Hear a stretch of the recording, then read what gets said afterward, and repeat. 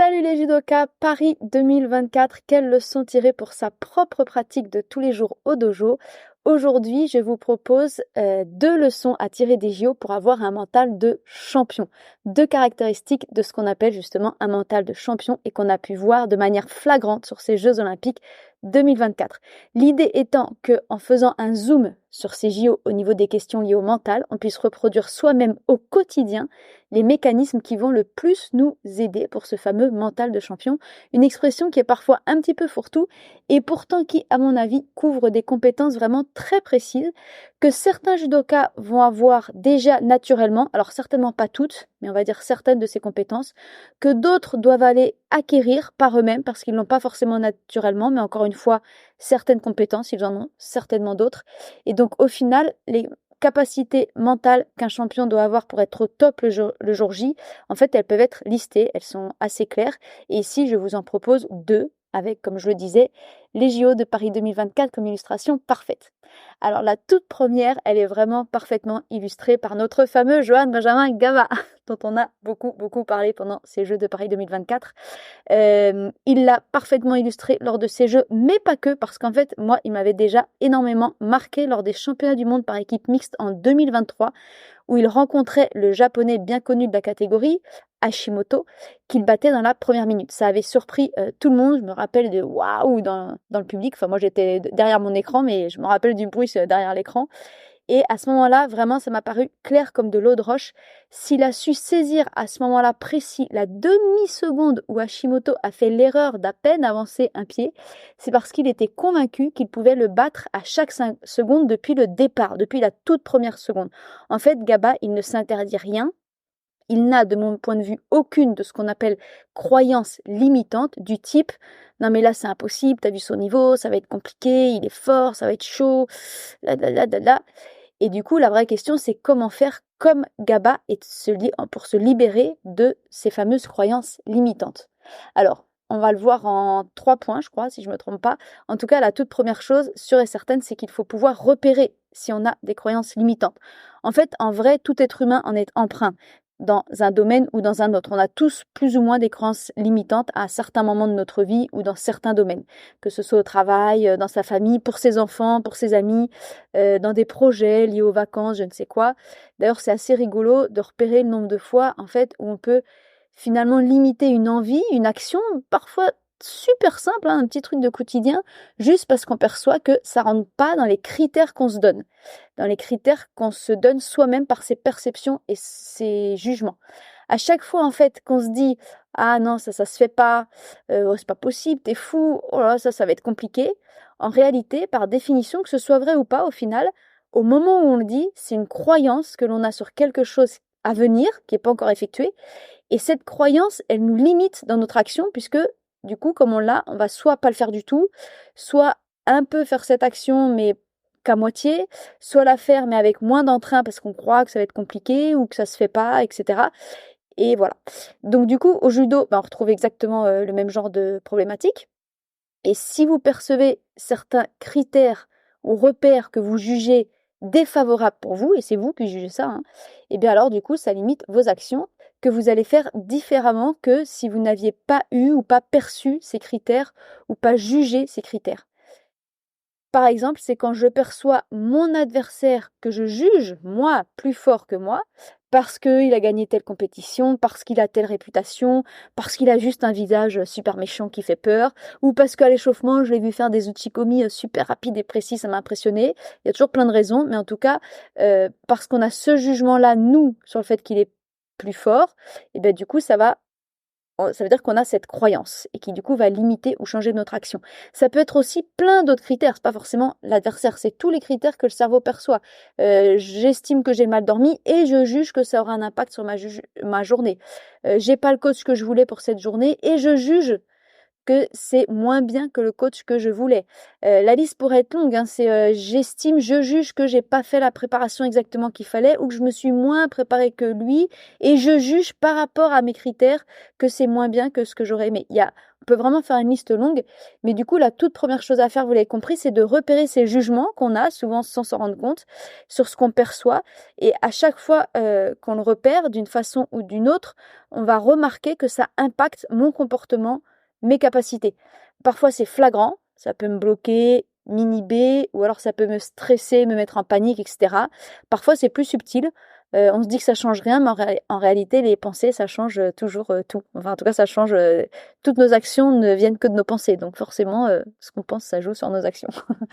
Une fois qu'on a repéré les critères extérieurs auxquels on est sensible et la façon dont on les juge, il y a 2 solutions pour devenir comme notre cher Johann Benjamin Gaba et transformer ses croyances limitantes en une confiance illimitée en soi.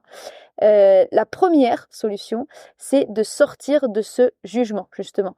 Quand Gaba entre face à AB, par exemple, sur la finale des équipes mixtes de ces JO de Paris 2024, on est bien d'accord que pour tenir 8 minutes à attaquer sans relâche, à défendre sans erreur, et pour finir par marquer hippon, donc c'est-à-dire qu'il a su saisir vraiment au quart de seconde l'erreur de AB qui recule, hop, il va lui mettre son kataguruma sous les selles là.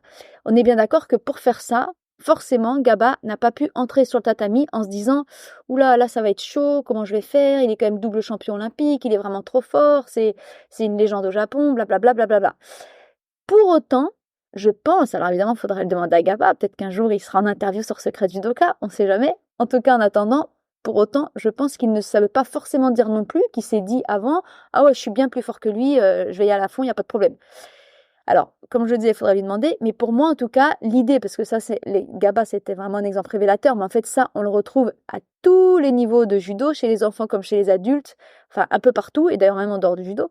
Mais pour moi, l'idée, ce n'est pas essayer de se convaincre qu'on est bien plus fort en inversant le process, c'est plutôt de sortir de cette comparaison de niveaux, de ne plus voir la problématique comme 2 niveaux qui se retrouvent face à face, et c'est d'ailleurs ce que j'utilise beaucoup dans les dépolarisations, on sort de cette dualité, donc de cette polarité dans laquelle on devrait soi-disant se placer, parce que du coup, soit on se place en tant que moins fort, et on n'est pas prêt à saisir l'opportunité quand elle se présente, sur un quart de seconde, comme a fait Gaba, soit on se place comme plus fort, et a priori, sur le papier, c'est vrai, mais comme on se place comme plus fort, on risque d'avoir cet excès de confiance, ce fameux excès de confiance, et finalement de baisser, même inconsciemment, en concentration, et du coup, nous, d'offrir une opportunité à l'autre. Et pour finir, il y a une troisième solution, c'est que sur le papier, on est censé être moins fort, on essaye de s'auto-convaincre qu'on est plus fort, mais du coup, on n'y croit pas tant que ça, et ça fait un gros bazar, on se retrouve à côté de la plaque. Donc, dans tous les cas, se situer dans cette comparaison, en fait, pour moi, ça n'apporte rien de productif. On va donc sortir de cette dualité pour, plutôt que de poser son attention sur qui est le plus fort, poser toute son attention et donc ses pensées sur une autre question qui est celle de l'attention que je vais pouvoir donner à mon judo sur chaque seconde. Se dire, en fait, avoir cette phrase magique de se dire, s'il y a un seul quart de seconde d'opportunité pour moi, je sais que je serai là parce que je vais être à mon top niveau à moi à chaque seconde du combat et je sais que j'ai cette capacité d'attention et de me hisser à mon top niveau à moi, quel qu'il soit, à chaque seconde. Après, peut-être que j'aurai qu'une seule opportunité dans tout le combat. Peut-être que j'en aurai même pas. Mais s'il y en a une, il y a une promesse que je peux faire, c'est que je la raterai pas. Donc l'autre, finalement, en face, dans cette histoire, il compte plus vraiment dans l'équation. Le seul vrai enjeu, le seul vrai combat, c'est par rapport à ma propre capacité à avoir cette attention de chaque seconde pour être à son maximum. L'expression de c'est un combat avec moi-même, elle vient pas de nulle part. Et là, on est en plein dedans. Bien sûr, ça, si on l'a travaillé avant, ça veut dire qu'on peut avoir une confiance illimitée dans cette capacité à être présent sur chaque seconde. Je parle bien de ma confiance illimitée dans ma capacité à être présent. J'ai pas une confiance illimitée dans mon niveau. Moi, si je vais faire les Jeux Olympiques, j'aurais pas une confiance illimitée dans mon niveau aux Jeux Olympiques. Par contre, si, imaginons que je me retrouve, je ne sais pas comment ça pourrait être le cas, mais dans cette situation, la seule chose sur laquelle je peux avoir une confiance illimitée, c'est sur ma capacité à donner mon attention à mon maximum de mon propre judo à chaque seconde. J'en ai rien à faire de ce qu'il fait en face l'autre. Par contre, je vous jure une chose, c'est que s'il a un quart de seconde d'erreur, je serai là. Voilà. Donc j'ai envie de dire quelque part que l'autre fasse la fameuse faute qui me donnerait une opportunité au début, au milieu, à la fin du combat, au golden score, ou même peut-être même jamais, et ben ça me regarde pas, c'est pas mon problème, je peux pas le savoir, c'est pas moi qui vais le décider de toute façon, donc je ne m'en occupe pas. Par contre, la seule chose dont je m'occupe et sur laquelle je me concentre, c'est mon propre maximum, quel qu'il soit, parce que je sais que s'il y a une faute en face qui correspond à mon judo, sur laquelle je sais réagir, alors là c'est sûr, je la manquerai pas parce que j'ai le mental pour. Voilà, j'espère que cette première partie, elle est claire. Bien sûr, évidemment, ça se travaille très en amont toute l'année. C'est exactement comme la technique de judo, les techniques judo ou la condition physique. C'est impossible d'avoir cette compétence mentale, de tourner toute son attention sur son propre maximum si on ne l'a pas travaillé avant. Et l'énorme avantage des compétences mentales par rapport à la technique judo, voire même au physique, c'est qu'on peut les travailler partout, tout le temps, en toutes circonstances. On n'a pas forcément besoin d'un tatami. Bon, c'est vraiment super bien et très efficace de travailler sur un tatami. Je vais vous donner des exemples d'exercices qu'on peut faire sur le tatami. Mais du coup, vous allez voir que même dans la vie de tous les jours, franchement, si on se branche là-dessus de 7h du matin à 23h le soir, franchement, on peut progresser très vite. En tout cas, pour le dojo, l'exercice, il est simple. Ça veut dire que à chaque minute de votre entraînement, que ce soit depuis le salut, l'échauffement, la technique, uchikomi, nagekomi, randori, peu importe, posez-vous la question sur quoi est posée mon attention. Est-ce que vous donnez le maximum de vous-même? Est-ce que je donne le maximum de moi-même? Alors attention, quand je dis le maximum de moi-même, je ne parle pas du tout de s'épuiser physiquement et de se griller à chaque entraînement, loin de là. Ça, c'est le maximum physique. Ça peut peut-être être un exercice, c'est un autre sujet. Là, je ne parle pas de mon maximum physique ou de mon maximum technique. Je parle de mon maximum mental, de mon maximum d'attention. Est-ce que je suis en train de donner le maximum d'attention possible que j'ai en réserve à ce moment-là de mon entraînement?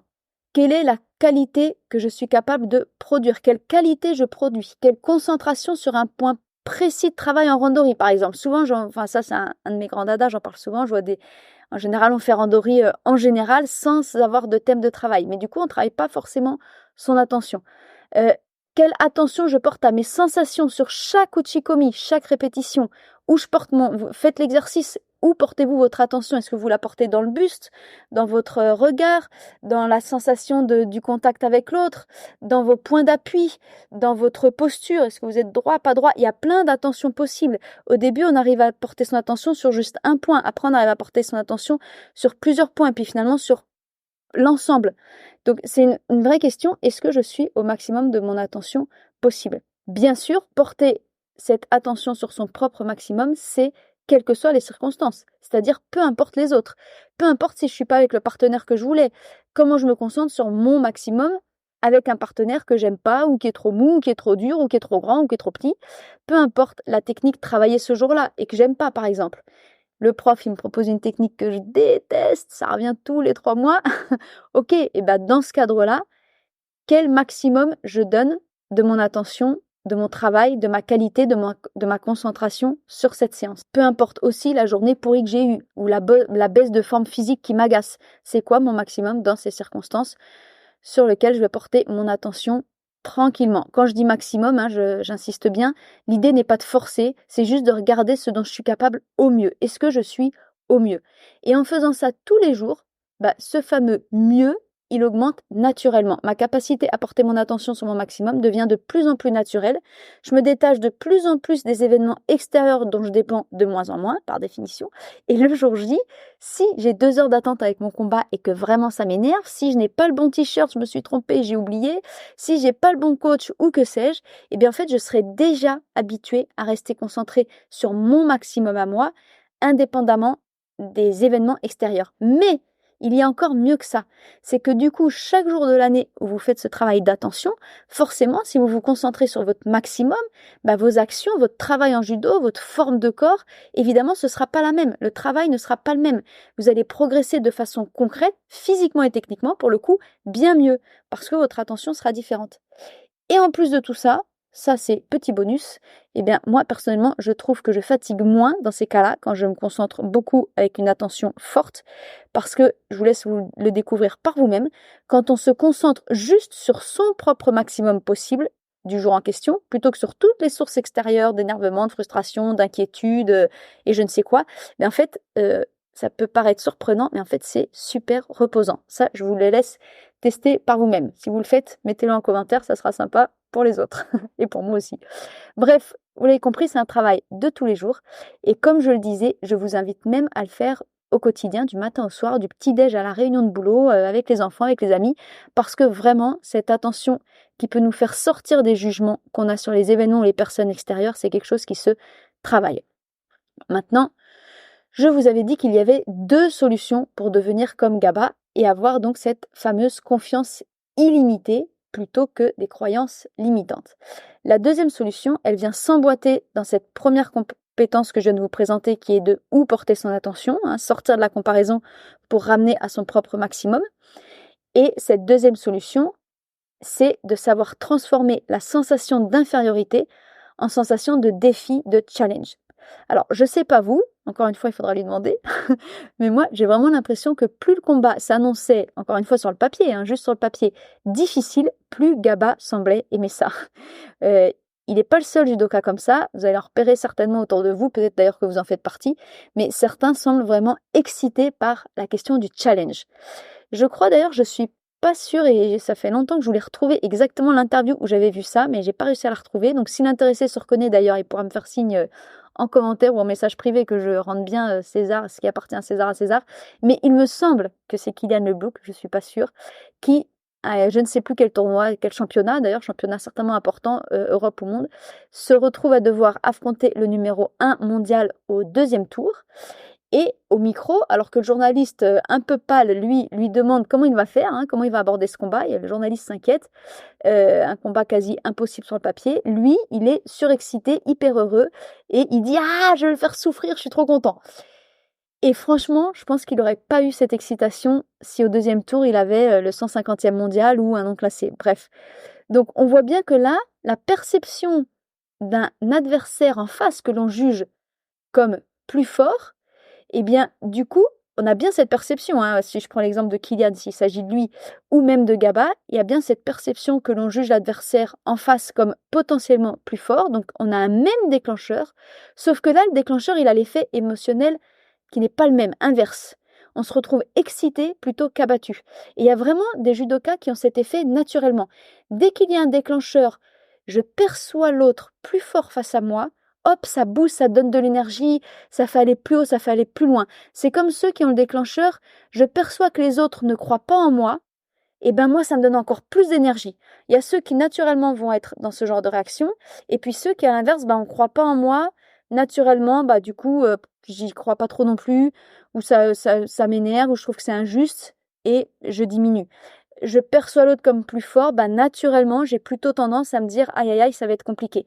Donc déjà, repérez potentiellement dans lequel des 2 cas vous êtes, mais si vous n'avez pas naturellement cette excitation, ce challenge, lorsque vous percevez potentiellement que l'autre est plus fort, c'est bien qu'une perception et un jugement, je ne dis pas que c'est la réalité, eh bien, sachez que vous pouvez aussi travailler cette réaction au déclencheur et du coup le mixer avec cette fameuse première solution qui est de sortir du jugement. Alors, ça veut dire que le schéma va être le suivant, pour que ce soit bien clair. Ça veut dire que dans l'ordre, 1, je perçois, c'est quasiment naturel, instinctif, c'est difficile de ne pas le faire, un adversaire que je juge plus fort, ou n'importe quel autre critère que je vais juger défavorable. On l'a dit, le sommeil, le mauvais coach, le mauvais horaire, peu importe. Il y a un déclencheur. Le déclencheur, il existe, je le perçois. 2, je joue à être challengé par rapport à ce déclencheur. Au début, ça peut être totalement artificiel. C'est juste un jeu. Je joue à, je fais semblant. Je fais semblant que moi, ça me déclenche le défi, le challenge, que ça me donne une excitation. Et je parle en connaissance des causes parce que moi, j'ai vraiment dû faire ce chemin-là. Moi, j'étais vraiment de celle que le déclencheur, alors là, il m'abattait complètement. Donc, j'ai vraiment dû faire ce travail-là et je vous assure que ça marche très très bien. Donc au début, c'est totalement artificiel, mais juste de jouer à, de faire semblant, en fait, ça enclenche un autre système de pensée et du coup, une évolution intérieure par rapport à ces fameuses croyances limitantes. Et juste de jouer à, en fait, ça va changer les choses petit à petit en vrai. C'est comme si vous regardez un film d'horreur, c'est complètement faux et pourtant c'est en vrai que vous ressentez la peur ou vous transpirez sur le canapé. Vraiment, il y a des milliers d'exemples comme ça. Donc, si vous jouez à être challengé, en fait, votre cerveau, il s'habitue à cette réaction. Au début, c'est artificiel. Mais en fait, petit à petit, si vous jouez à vous mettre dans la peau d'eux, eh ben, même si au début, ça aura que 10 ou 20% d'effet, ça sera déjà toujours ça de prix dès le début. Mais c'est surtout qu'avec le temps, ça va augmenter jusqu'à avoir 100%. Et en fait, à vraiment vous sentir challengé naturellement. C'est une compétence, en fait, que vous aurez simplement acquise quand d'autres peuvent l'avoir dès le début. Mais pourquoi se priver de l'acquérir si elle peut être acquise, justement? Donc, ça, c'est l'étape 2. Donc, étape 1, j'ai le déclencheur, je perçois, je juge. Étape 2, du coup, ce déclencheur, j'ai appris à faire que ma réaction, c'est de l'excitation, du challenge, de l'envie, etc. Et puis, une fois que j'ai fait ces 2 étapes, et bah, du coup, moi, je passe directement à l'étape 3, qui est qu'après ce jeu de quelques minutes au départ, où j'ai réussi à transformer ma personnalité, on va dire, je me centre sur mon propre maximum, que je vois finalement encore plus haut, parce que du coup, je suis challengée. J'ai eu l'étape 2 juste avant qui m'a excitée, etc. Et donc, du coup, je vois mon propre maximum avec envie, challenge, excitation, etc. Donc, du coup, ça fait vraiment un chemin mental qui peut être travaillé tous les jours, au dojo ou dans son quotidien, vraiment n'importe où, afin de largement augmenter son potentiel en compétition et au final, j'ai envie de dire, ressembler à Gaba sur ce tatami de Paris 2024. Mais vraiment, c'est accessible à tout le monde, quel que soit son niveau, parce que pour se sentir challengé, pour juger quelqu'un de plus fort, on n'a pas besoin d'être aux Jeux Olympiques, ça arrive tous les jours et ça arrive même en dehors du judo, on perçoit quelqu'un de meilleur, quelqu'un de plus, je sais pas quoi. Donc c'est vraiment un super travail qui sert sur le tatami et même en dehors du tatami. Maintenant, je vous avais parlé d'une deuxième compétence. Vous allez voir qu'elles sont, pour moi, je vais aller un peu plus vite sur cette deuxième compétence parce qu'en fait, on va retrouver les mêmes mécanismes. C'est vraiment des mécanismes similaires. De toute façon, je fais une petite parenthèse, mais les compétences mentales, c'est toujours de près ou de loin une affaire de pensée et donc d'attention de là où on choisit de poser ses pensées. Cette deuxième compétence, c'est vraiment ce qui m'a le plus marqué quand j'ai vu tous ces combattants sortir d'une demi-finale perdue en larmes, le ticket pour la finale envolé, alors que vraiment on mène sa journée parfaite depuis le matin, faut vraiment savoir l'encaisser. C'est pas rien, et pourtant c'est indispensable pour aller chercher cette fameuse médaille de bronze. Et ça m'a vraiment marqué pendant les JO. Le fait de savoir entrer sur son dernier combat de la journée, celui de la place de 3, au top du top, alors qu'on sort d'une défaite. Donc on parle souvent de se ressaisir, se remobiliser après une défaite pour aller gagner le combat suivant, mais qu'est-ce que ça veut dire concrètement et surtout comment on fait? Alors qu'est-ce que ça veut dire concrètement? C'est pas très compliqué parce qu'on en revient à ces histoires de croyances limitantes versus confiance illimitée en son propre maximum. C'est que une défaite atteint au moins momentanément notre confiance et crée une croyance instantanément. La croyance, elle est simple, c'est qu'au moment de la défaite, boum, je ne suis pas aussi fort que ce que je pensais, que ce que je voulais, que ce que j'espérais, je n'ai pas fait le résultat que j'attendais. Donc, la croyance, elle est créée immédiatement. Se remobiliser, se ressaisir, il n'est pas là par hasard, c'est parce qu'il va falloir dépasser ce moment où la croyance limitante existe et où ma confiance est donc diminuée, et pour créer un nouvel état où je suis de nouveau convaincue à 2000% sans aucune faille que j'ai mon propre maximum au top du top. Donc ça, qu'est-ce que ça veut dire se ressaisir? C'est dépasser cette étape. C'est pas revenir en arrière, hein, c'est dépasser cette étape. Il y en a beaucoup, si vous écoutez les interviews, etc., il y en a beaucoup qui disent ça c'est fait, c'est le passé. Voilà, donc c'est vraiment passer à la suite dans un temps limite. C'est vraiment être ça l'enjeu dont je vais parler, c'est qu'il va falloir aller vite. Donc comment faire? Là, on va tout simplement et évidemment retrouver ce travail au quotidien de toute l'année sur le tatami et même en dehors du tatami.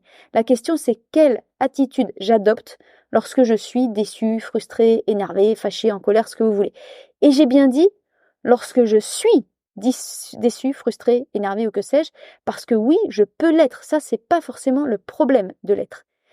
Je fais une petite parenthèse, mais certaines personnes dans le développement personnel ou même la prépa mentale vous font croire, et à mon avis c'est une grave erreur, qu'on devrait se séparer de ses émotions et apprendre à ne plus être frustré. Bah oui, parce que tu comprends, on perd pas, on apprend à ne pas être énervé parce que de toute façon ça sert à rien, etc. Et du coup, on essaye autant qu'on peut de ne pas avoir ce genre d'émotions.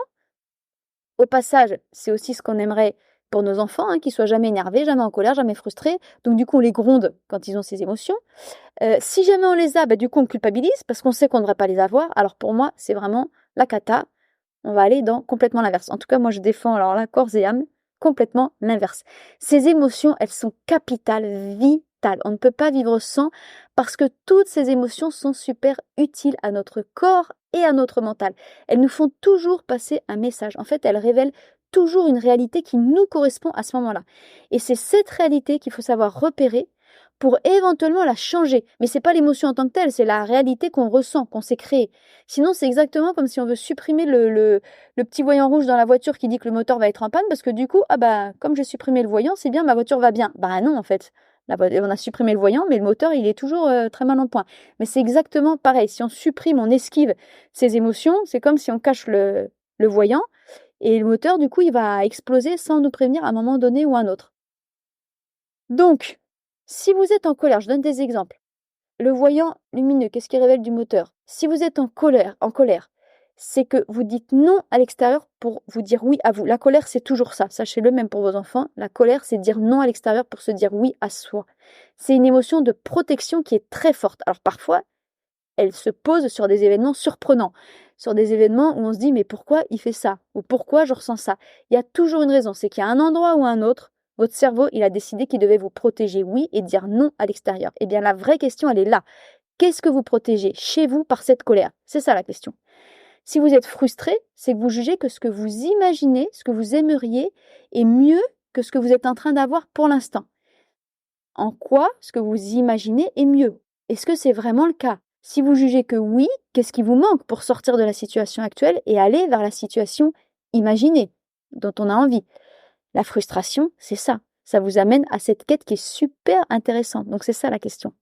Si vous êtes déçu, c'est un peu différent. Si vous êtes déçu, c'est que vous jugez que vous avez obtenu, que ce que vous avez obtenu est moins bien que ce que vous vouliez. Donc c'est quelque chose de passé que vous acceptez, mais vous faites ce jugement. C'est moins bien que ce que je voulais.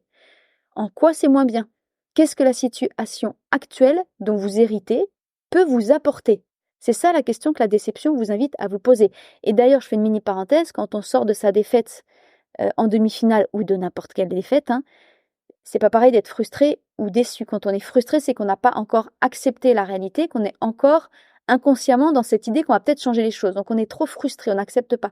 Si on est déçu, terriblement déçu, Sarah Léonie-Cizik l'a énormément dit, je suis déçue, déçue, déçue, quand elle est sortie de sa demi-finale, c'est parce que ça va, elle avait accepté la situation, elle était telle quelle. Par contre, la question, c'est qu'est-ce que la situation actuelle dont tu hérites peut t'apporter? Et là, on y reviendra un petit peu plus tard, mais j'imagine que dans la salle d'échauffement, elle a bien compris que la situation actuelle pouvait lui apporter la médaille de bronze. Donc la déception, c'est ça. Je fais un dernier exemple parce que c'est quand même, ça concerne énormément de judokas. Si vous êtes stressé, ça c'est souvent aussi quelque chose qu'on n'aime pas, on fait tout pour s'en débarrasser, on veut pas l'être. Le problème c'est que moins on veut l'être, plus ça revient. Si vous êtes stressé, c'est que vous percevez que toutes vos capacités personnelles ne sont pas suffisantes pour répondre à ce que la situation semble, d'après vous, exiger. Si vous êtes stressé, c'est que vous percevez, vous jugez, parfois c'est pas du tout la réalité, mais on s'en fiche de la réalité, ce qui compte c'est ce que vous ressentez à l'intérieur. C'est que vous jugez qu'il y a un écart entre ce que vous êtes capable de faire, d'assumer, et ce que la situation extérieure exige. Qu'est-ce qu'exige cette situation? Quelles ressources vous manquent ou vous manquerez? Comment pouvez-vous résoudre ça? Potentiellement combler cet écart?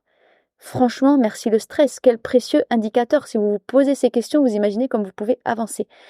Donc, vous l'avez compris, je ne vais pas faire toutes les émotions du dictionnaire, mais moi, ma conviction, c'est ne supprimez pas vos émotions.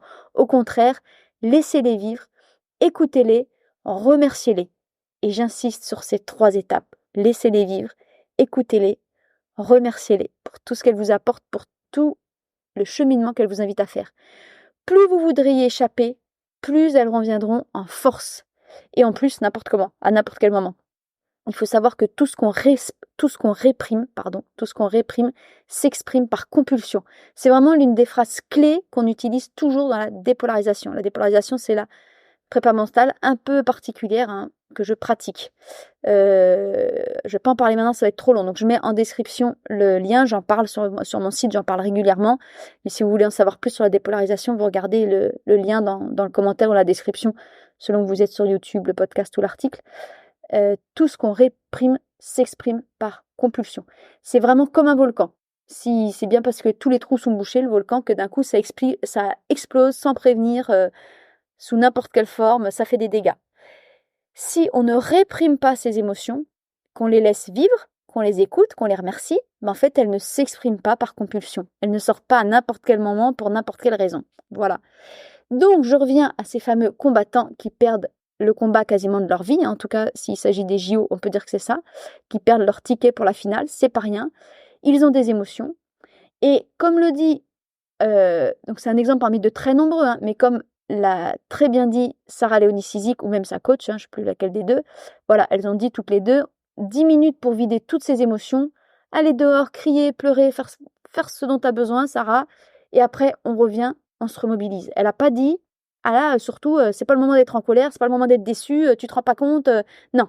Ok, tu as 10 minutes pour vivre cette émotion, potentiellement l'écouter, potentiellement la remercier. Alors vous allez voir qu'on n'a pas forcément besoin de faire ces 3 étapes en pleine compétition si on les a travaillées toute l'année. Je vais expliquer comment. Donc une émotion, elle vit. Par contre, ce qui est super utile, c'est que ça aille vite et donc ne pas forcément passer par toutes ces étapes le jour J. Parce que comment ça peut aller vite, c'est si on se connaît bien, parce qu'on est très habitué à décrypter ses émotions, savoir ce qu'elles reflètent, ce qu'elles veulent dire, et donc dialoguer avec elles, et hop, repartir dans la bonne direction une fois que le dialogue est bien fait dans la direction qu'on souhaite. Prenez vraiment vos émotions comme un partenaire qui peut vous donner beaucoup de force, mais juste, il faut apprendre à travailler avec. C'est comme au boulot. Il vaut mieux apprendre à travailler avec ses collègues, parce que c'est quand même plus sympa derrière. Donc là, j'en reviens toujours à la même chose, ça se travaille toute l'année, il n'y a pas de mystère. Les compétences mentales, c'est comme le physique, la technique, il y a des choses pour lesquelles on est plutôt doué, d'autres c'est plus difficile, on ne va pas être expert en tout, donc choisissez ce qui vous intéresse, ce qui vous est utile. Parfois on a besoin d'une technique sur l'avant-droit pour quand on est face à un gaucher, ou c'est exactement pareil, là j'ai besoin de savoir dialoguer avec mes émotions et me ressaisir pour un combat de médaille de bronze. C'est vraiment à chacun de se construire, j'ai quasiment envie de dire, son propre système d'attaque mentale. Voilà. Prenez ce qui vous est utile, ou ce qui vous parle déjà parce que vous avez un bon feeling au départ, ou au contraire, ce que vous devez aller chercher depuis zéro parce que vraiment, vraiment, c'est trop une faiblesse, une faille qui vous handicape. Ça, c'est à vous de construire votre système d'attaque mentale. En tout cas, pour travailler ce dialogue avec ses émotions et sa capacité à repartir, se ressaisir rapidement, mon conseil, il est très simple. Il va se faire en une seule question et 2 réponses possibles. La seule et unique question à vous poser à chaque fois que vous ressentez la moindre frustration, énervement ou colère, et j'insiste sur la moindre de, n'attendez pas d'avoir une énorme colère pour faire l'exercice, ce sera trop difficile. Donc la moindre petite frustration, un petit détail, le feu rouge qui est un petit peu long, l'horaire qui change, le client qui me déçoit, qui m'énerve, je sais pas moi, mon enfant qui est pas à l'heure, peu importe. La moindre frustration, posez-vous la question, qu'est-ce que ferait le champion? Parce que être champion, c'est pas gagner le jour J. Être champion, c'est avoir une accumulation d'attitudes superposées à chaque minute de chaque heure de chaque jour. C'est clair, pour moi, ça c'est clair et net. Donc, on n'est pas 100% parfait, mais si on se concentre autant qu'on peut et qu'on accumule le plus possible d'attitudes qui vont aller dans la direction qui va largement nous aider le jour J, c'est pas pareil que si au contraire on accumule, sans même s'en rendre compte, des attitudes dont on n'a même pas conscience, qui vont faire que le jour J, c'est la cata. Donc vraiment, la question, c'est que ferait le champion? Soit, il y a 2 options là, comme je le disais, soit immédiatement, vous allez tout de suite, sans faire d'effort, vous allez tout de suite changer vos pensées, vos attitudes, votre attitude. Donc ça signifie que votre émotion, en fait, c'est une émotion réflexe qui n'a pas vraiment de fondement. Je suis agacée de ne pas avoir passé mon Uchimata sur ce randori, j'ai envie d'arrêter, de ne pas faire le randori suivant parce que ça m'énerve. Ok, que ferait le champion? Là, la réponse, elle est claire. Ok, mon Uchimata nécessite du travail, j'y retourne direct, j'essaye d'en passer 3 sur le prochain randori. Avec cette simple phrase, que ferait le champion? Vous pouvez non seulement changer 50% de vos attitudes et de vos réflexes pour aller vers la construction d'un château qui vous convient et non pas l'accumulation d'attitudes qui vont droit à la catastrophe, mais en plus, avec cette simple question, vous pouvez trier très facilement les émotions qui sont des trucs réflexes et qui en fait peuvent être, changées facilement, et les émotions plus profondes avec lesquelles on va dialoguer. Et donc c'est là où il y a la deuxième option, c'est que ferait le champion? Vous avez potentiellement la réponse, mais l'émotion, elle est là. Elle est là quand même, elle part pas. Mon Uchimata, j'arrive quand même pas à le passer. Je suis quand même énervée. Il y a quand même un gros truc qui va pas. J'arrive pas, ça se fait pas en une seconde. Dans ce cas-là, c'est ce que je disais, on écoute l'émotion. Elle dit quoi? Elle m'invite à quoi? Est-ce que c'est frustration, déception, colère? Qu'est-ce que j'exprime? Qu'est-ce que j'ai besoin d'aller chercher? Qu'est-ce que ça m'indique? C'est où le moteur? Elle est où la panne de moteur? Si vous prenez juste 3 minutes pour écouter cette émotion, l'accepter, déjà, elle va se transformer. Peut-être pas complètement, mais vous allez voir qu'il y aura déjà une transformation. Ça va déjà enclencher quelque chose. Et donc, c'est pour ça que, avec ça, c'est peut-être les 50 autres % des situations rencontrées qui vont être concernées et qui vont vous offrir à chaque fois l'occasion d'en apprendre un peu plus sur vous-même, de mieux vous connaître. Et ça, c'est comme le judo, c'est comme la technique, j'en apprends un tout petit peu plus sur moi-même, sauf qu'au fur et à mesure, j'en apprends de plus en plus, de plus en plus, de plus en plus. Et puis le jour J, je me connais en fait. Donc il n'y a pas de souci. Même une énorme émotion où on perd son ticket pour la finale au JO, je sais la sortir. Je pense que quand on a dit à Sarah Léonie, tu as 10 minutes pour aller exprimer, sortir ton émotion, ces 10 minutes lui ont suffi. Elle savait ce que c'était ces 10 minutes, mais parce qu'elle a certainement beaucoup pratiqué depuis des années. Donc avec tout ça, ça fait un long épisode. Au final, le jour J, si je résume, vous vous sentirez challengé avec excitation par ce que vous percevrez comme plus fort, déclencheur, réaction. Vous saurez porter toute votre attention sur votre propre maximum. Ça, c'est pour être comme Gaba. Et donc, vous serez prêt à saisir le moindre quart de seconde d'opportunité qui se présentera à vous. Et en plus, tout au long de la journée, vous aurez cette attitude de champion dans chaque détail parce que ce sera une habitude, ce sera naturel pour vous tellement vous l'aurez pratiqué toute l'année. Donc, aucune émotion superficielle parasite. Pour finir, au moment d'une grosse émotion, par exemple suite à une défaite, vous saurez rapidement dialoguer avec cette émotion et vous ressaisir rapidement comme un champion. C'est ça la conclusion. Voilà les amis. Si vous avez écouté jusqu'ici, j'espère que c'est que vous êtes déjà abonné à cette chaîne YouTube ou au podcast, si vous écoutez sous le format podcast. Si jamais ce n'est pas le cas, abonnez-vous autant pour avoir les prochains épisodes que pour me soutenir dans ce travail. C'est vraiment vos abonnements, vos petits plus, vos petits likes, même vos commentaires. C'est hyper précieux. Aujourd'hui, Internet ne marche que sur le principe de l'algorithme. Donc en fait, sans vous, moi, cette chaîne, elle n'existe pas. Donc c'est vraiment un travail de collaboration, même si c'est que moi qui parle devant mon écran. En plus, les commentaires, ça fait plaisir, ça fait beaucoup d'échanges. Donc vraiment, n'hésitez pas à vous abonner, commenter. Si jamais vous découvrez l'univers secret du judoka, je vous invite à aller voir le blog, donc secretjudoka.com, c'est toujours le même nom, pour beaucoup d'autres épisodes et qui sont toujours centrés sur une seule et même question. Et moi, c'est mon dada, comment progresser en judo. Parfois, j'aborde le mental, d'autres fois le technique, le physique un peu moins, parce que c'est moi mon truc. Parfois, c'est moi et bien souvent, c'est des invités interviewés. Donc, n'hésitez pas à aller voir ce blog. Rejoignez aussi, si ce n'est pas encore le cas, ma liste d'emails privés. C'est un mail par semaine, c'est moi qui les envoie, il n'y a que moi aux manettes. Si vous me répondez, c'est moi qui réponds. Voilà, il n'y a pas d'emails qui s'envolent dans des pubs ou je ne sais quoi. Donc, n'hésitez pas à rejoindre cette liste email privée que je gère. J'envoie un mail par semaine avec des conseils ou des ressources pour progresser en judo et puis des nouvelles aussi de secrets judoka, des interviews à venir, etc. Et puis, pour finir, si vous avez vu que c'était vraiment une vidéo, un épisode sur le mental, si vous avez des problématiques au niveau mental qui vous bloquent dans votre progression judo, dans vos résultats et que vraiment ça vous énerve de ne pas être au niveau que vous estimez mérité pour des questions mentales au sens large, confiance en soi, etc., écrivez-moi en message privé. On en discutera dans un premier temps, tranquillement, pour voir si je peux vous aider, si mon travail en dépolarisation peut vous correspondre, si vous aussi, vous pouvez correspondre à la dépolarisation. Il faut que ce soit une double adéquation. Et si c'est le cas, dans ce cas-là, je vous présenterai ce qu'est cet accompagnement en dépolarisation qui se passe sur 3 mois. C'est une approche de préparation mentale, comme je le disais, qui est assez particulière, mais qui a cette immense qualité d'être rapide. 3 mois, c'est très rapide quand on voit parfois d'autres méthodes. Mais bref, on en parle avec les concernés en message privé, si besoin. Et d'ici là, comme d'habitude, je vous dis bonne route et surtout, j'espère, à bientôt sur les tatamis. Bye bye.